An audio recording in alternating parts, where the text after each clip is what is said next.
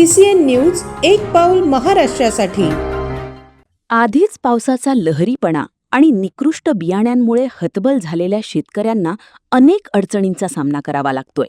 ही संकटं कमी की काय, त्यातच आता वन्य प्राण्यांमुळे शेतकरी त्रस्त झाले आहेत। बुलढाण्याच्या मेहकर तालुक्यातील मिस्किनवाडी येथील शेतकरी संदीप आडवे आणि अरुण आडवे यांच्या 6 एकर क्षेत्रफळावरील पीक नीलगाईच्या कळपाने पूर्णपणे उद्ध्वस्त केले आहे। यामध्ये शेतकऱ्याचे लाखो रुपयांचे नुकसान झाले असून त्यांच्यावर दुबार पेरणीची वेळ आलीये। जानेफळ, मिस्किनवाडी या परिसरामध्ये नीलगाईचे भले मोठे कळप शेकडो हेक्टर जमिनीवरील पिके उद्ध्वस्त करत आहेत।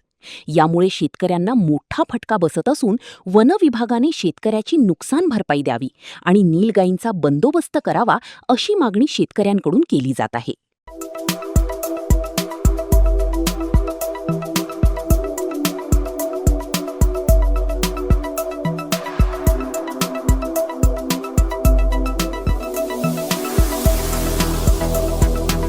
तसेच आपल्या भागातील महत्त्वाच्या बातम्या पाहण्यासाठी CCN न्यूज डेस्क चॅनलला सबस्क्राइब करा आणि बेल आयकॉन प्रेस करा।